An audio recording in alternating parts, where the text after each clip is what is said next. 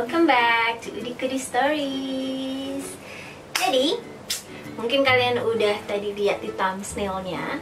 Hari ini it's not about culinary, it's not about interesting place di Brunei. Jadi hari ini kita akan chit-chat aja. Dan topik yang aku ambil hari ini itu adalah 10 fakta menarik yang membedakan antara Brunei dan Indonesia. Since aku udah sekitar 1 tahunan di sini, jadi udah mulai berasa lah. Walaupun Indonesia dan Brunei itu rumpunnya sama, yaitu Melayu, tapi tetap aja ada adat istiadat yang berbeda, ada kebiasaan orang-orang setempat yang beda, kemudian juga lifestyle-nya juga beda loh guys. Selain itu juga ada beberapa norma lah yang tadinya aku kirain nggak akan beda jauh, tapi ternyata bisa jadi kebalikannya. Kalian penasaran? So let's begin. Nah guys, fakta pertama itu adalah tentang mengemudi di sini. Jadi di sini itu untuk blowing horn atau bunyiin klakson itu adalah semacam hal yang tabu. Kalau nggak bener-bener kepaksa banget, orang-orang di sini nggak akan bunyiin klakson, which is adalah beda banget sama di Indonesia. Mungkin juga karena mungkin karena habit juganya beda, kemudian juga mungkin di Indonesia orang-orangnya lebih seperti in a rush, jadi lebih sering membunyiin klakson. Kalau di sini tuh kayak bisa dihitung gitu loh guys, dalam seminggu atau dalam setahun tuh kayak kita ngebunyiin klakson berapa kali. Karena di sini mungkin tipe orangnya lebih lebih santai, nggak terburu-buru kayak gitu. Mereka akan bunyiin klakson kalau emang urgent banget, kayak itu misalnya kalau nggak dibunyiin akan terjadi hal-hal yang nggak diinginkan atau apapun. Tapi kalau cuma sekedar kayak mobil depan kita lambat banget, atau misalnya mau ada yang nyebrang kita tininin, itu tuh tabu banget. Yang ada kita akan jadi pusat perhatian orang-orang di sekitar gitu kalau kita bunyiin klakson tapi nggak ada masalah apa-apa. Yang kedua itu tentang bahasanya. Jadi kalau misalnya sebenarnya sih bahasanya sama ya, sama-sama bahasa Melayu kan. Cuma Indonesia mungkin udah banyak ada borrowing, terus kemudian juga ada banyak penyesuaian, begitupun dengan bahasa Brunei. Nah, ada nih, aku akan ngasih 4 contoh kata yang emang bener-bener artinya tuh beda guys. Jadi satu kata ini di Indonesia artinya apa, di Brunei artinya apa. Kata yang pertama itu adalah jemputan. Kalau di Indonesia itu kan jemputan artinya kayak someone is picking up us kan, kayak kita tuh dijemput gitu. Tapi kalau di sini tuh artinya apa coba? Artinya itu undangan guys, jadi invitation. Jadi kalau misalnya ada orang Brunei yang bilang, oh iya kita ada jemputan untuk kalian, itu artinya mereka ada undangan buat kita gitu. Bukan berarti mereka mau jemput kita. Terus yang kata keduanya itu adalah kita. Kalau di Indonesia itu kan kita means-nya kami ya, means-nya tuh we, kita means we. Tapi kalau di sini itu beda banget. Kita itu artinya kamu, atau kita means you. Jadi sampai sekarang tuh aku walaupun udah 1 tahun di sini pun tetap aja masih rancu gitu kadang kalau ngomong sama orang Brunei. Terus kata ketiga dan keempat ini tabu, kata yang tabu. Padahal di Indonesia itu artinya biasa aja guys, biasa banget dipakai, common words yang sering banget kita pakai. Itu adalah butuh dan cocok guys. Those two words means like vital organ, female dan male. Jadi kalau di sini, kalau misalnya kalian ada kesempatan ke sini, itu sebisa mungkin hindarilah kata-kata butuh dan cocok itu. Pakai padanan katanya aja. Kayak misalnya butuh bisa pakai perlu lah ya. Terus kalau misalnya cocok bisa pakai pas, sesuai gitu. Jadi ya hindarilah kata-kata itu guys. Yang ketiga tentang hari libur. Jadi kalau di Indonesia itu weekend itu kan benar-benar akhir pekan ya guys, yang adalah Sabtu dan Minggu. Kalau di sini itu liburnya itu adalah, mungkin ini juga ada di beberapa negara Muslim lainnya, liburnya itu adalah Jumat dan Minggu. Mereka pakai hari Sabtu setengah hari untuk kerja. Menurut aku ya pribadi itu sih kurang efektif untuk liburan. Untungnya kantor aku itu emang kita tuh ngikutin Indonesia, semuanya tuh ngikutin Indonesia. Jadinya kita libur tetap Sabtu Minggu. Kendalanya jadinya adalah kita cuma bisa berkorespondensi sama pemerintah setempat itu, cuma practically itu cuma Senin sampai Kamis aja, karena hari Jumat mereka libur dan hari Sabtu kita yang libur. Masih tentang hari Jumat guys. Jadi untuk cowok-cowok yang salat Jumat di sini, kalian jangan kaget kalau misalnya di setiap masjid itu punya ceramah yang sama di satu hari Jumat itu ya. Jadi kalau di Indonesia itu kan setiap masjid ceramahnya beda-beda ya. Misalnya masjid A ceramahnya tuh misalnya tentang sedekah, terus masjid B tentang orang tua, masjid C tentang puasa kayak gitu. Tapi kalau di sini tuh enggak. Jadi dalam satu Jumat yang sama, semua masjid yang ada di Brunei itu ceramahnya satu. Dan itu khotibnya cuma membacakan aja. Karena pemerintah sini tuh udah punya unit tersendiri, kerajaan tuh punya unit tersendiri yang tugasnya adalah emang bikin ceramah sholat Jumat tiap minggunya gitu. Jadi ya mungkin karena ini juga sistem pemerintahnya monarki absolut, jadi semua tuh terpusat sama kerajaan. Dan di sini emang nggak boleh menyebarkan paham-paham Islam lainnya. Jadi Islam tuh cuma satu. Kalau di Indonesia kan banyak banget Islam, misalnya Islam Islam garis apa, Islam apa, Islam apa, Islam apa. Kalau di sini tuh nggak boleh, jadi cuma satu. Nah, masih tentang hari Jumat guys.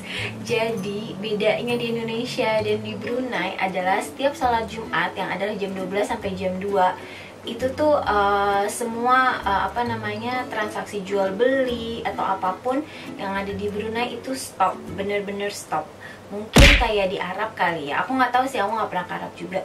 Kalau di sini itu, jadi kalau semua mall akan tutup dari jam 12 sampai jam 2. Pokoknya waktu sholat Jumat itu mereka akan tutup. Begitu juga sama restoran, begitu juga sama pusat-pusat perbelanjaan lainnya. Semua yang sifatnya jual beli, semua yang sifatnya menjual jasa pun mereka akan tutup selama 2 jam itu. Jadi kalau misalnya kalian kesini pas hari Jumat dan pas kalau kalian cewek-cewek nih yang nggak sholat Jumat, datang kesini pas hari Jumat dan pas jam segitu, jangan harap kalian bisa cari makan. Mendingan cari dulu sebelum jam 12 atau after 2 PM.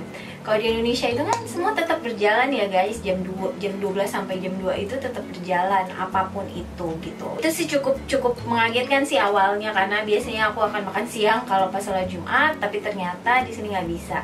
Jadi lebih baik pulang aja tidur.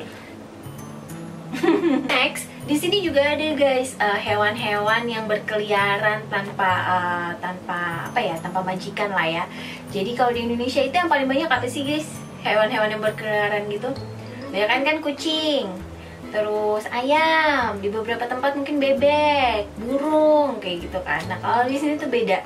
Mungkin kalian akan sedikit kaget karena ini adalah negara Muslim, tapi mostly yang berkeliaran itu adalah anjing.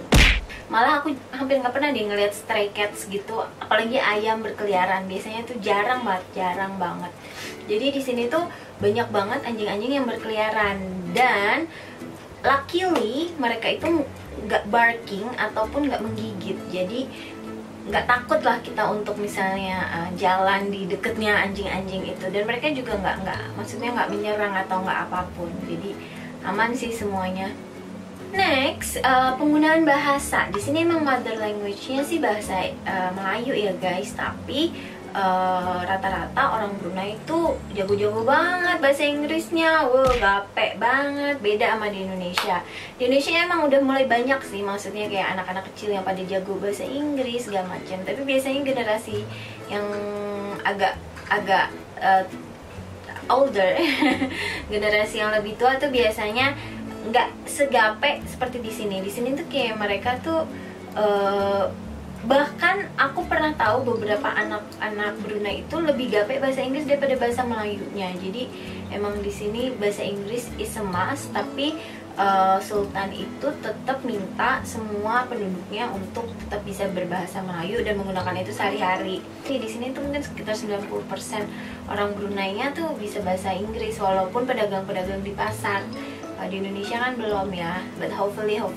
Tapi yang penting kita tetap harus bisa berbahasa Indonesia, nggak boleh cuma bisa bahasa Inggris nggak bisa bahasa Indonesia, nggak boleh tuh. Terus guys, untuk kalian yang merokok, for you all smokers out there, kalian akan menemukan challenge tersendiri kalau ke Brunei.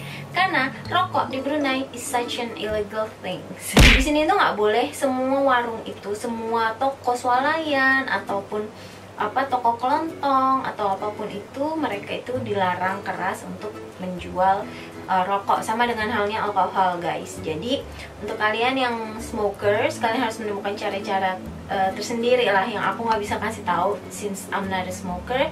Tapi aku tahu beberapa orang tuh bisa mendapatkan rokok, but I don't know how, so you have to find out by yourself.